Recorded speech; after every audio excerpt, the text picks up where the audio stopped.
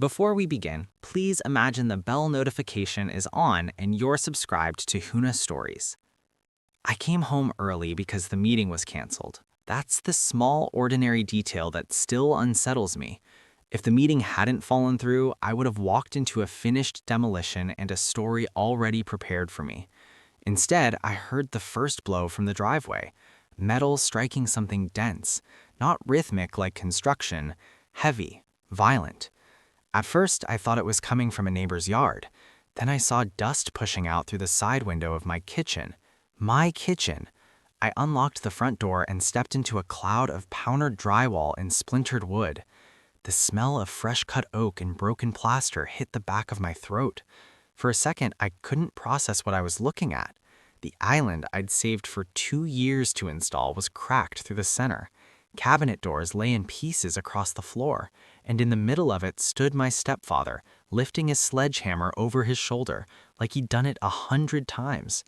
My sister stood near the sink, talking to 2 men in work boots who were already unscrewing what was left of the upper cabinets. Nobody looked surprised to see me. "You're early," my sister said. I remember that, clearly. Not "what are you doing here," just a scheduling inconvenience. "What is this?" I asked. My stepfather lowered the hammer but didn't set it down. "We talked about updating this place," he said. "It's outdated. We're helping you." Helping me?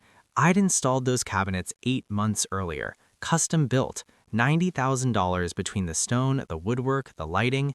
I designed it myself. It was the first room in the house that felt fully mine. "I didn't agree to this," I said. My sister crossed her arms. "You never decide anything. We're just moving it forward." There it was, the familiar tone, as if I was the hesitant one, the indecisive one, the child who needed initiative taken on his behalf. I stepped toward the island. "Stop right now." One of the workers hesitated. My stepfather didn't. He lifted the sledgehammer again and brought it down into the fractured marble.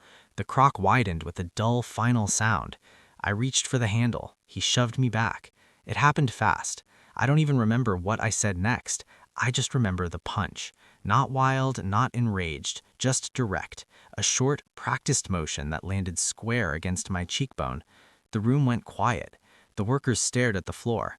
I tasted blood in my own living room. "Don't start acting dramatic," he said. "This is what's best." I looked at my sister. She wouldn't meet my eyes. Something shifted then, but not in the way people expect. I didn't feel rage. I felt a kind of detachment, like I was watching a rehearsal of something that had been building for years. The tools borrowed without asking, the rooms rearranged while I was at work, the subtle jokes about how I overthink everything. This was just the first time it was loud. I walked out. I sat in my car with the engine off, dust still drifting through the open doorway behind me. My phone buzzed twice. My sister. I didn't answer. Instead, I opened the property documents I kept saved in my email, the deed, the refinance paperwork from last year, sole ownership, my name only. Then I opened the camera app. I'd installed interior cameras after some equipment went missing from the garage the previous winter. No one liked it, said it felt paranoid. I watched the live feed for a few seconds. My stepfather was arguing with one of the workers now. They were uneasy, unsure. I called my attorney first, then I called the police. I didn't shout, I didn't exaggerate. I reported assault. I reported active property destruction without consent. I gave them access to the live footage. When I walked back inside, the energy had changed, not because of me, because one of the workers had clearly realized something wasn't right. "Do you have the permit?" he asked my stepfather, quietly. "We don't need one," he snapped. "We do if it's structural," the man replied. The sirens arrived before the argument could escalate. Uniforms carry a kind of gravity that family arguments don't. 2 officers stepped inside, taking in the broken stone, the dust, the sledgehammer still leaning against the counter. "Who owns the property?" one asked. "I do," my stepfather said immediately. I handed the officer my phone. He read the deed, checked my ID, then he asked the question that settled everything. "Did you strike him?" Silence. The camera footage filled in what pride wouldn't. The workers stepped back first, tools down. They weren't staying for this. My sister's voice lost its certainty. "This is just a misunderstanding," she kept saying, but she wasn't looking at me. She was looking at the officers. Charges were filed that afternoon. Assault, criminal mischief. The crew left without finishing anything. Their company later contacted me directly to distance themselves. The house stayed torn apart for months. Relatives called, suggested I drop it. It's family, they said, don't make it worse.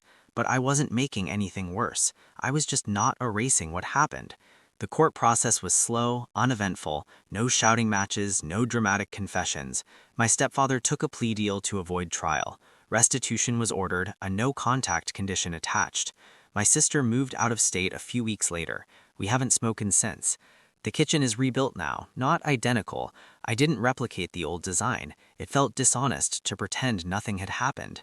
Sometimes I stand at the new counter and think about how easily I used to concede small things to keep the peace, how often I let other people define what was best for me. Reclaiming power wasn't loud. It was paperwork, it was patience, it was refusing to pretend the punch didn't happen. There was no celebration when the final restitution payment cleared, just a quiet notification from the bank. The house feels different now, emptier in some ways, clearer in others. No one lifts a hammer in my home without my permission, and no one mistakes my silence for weakness.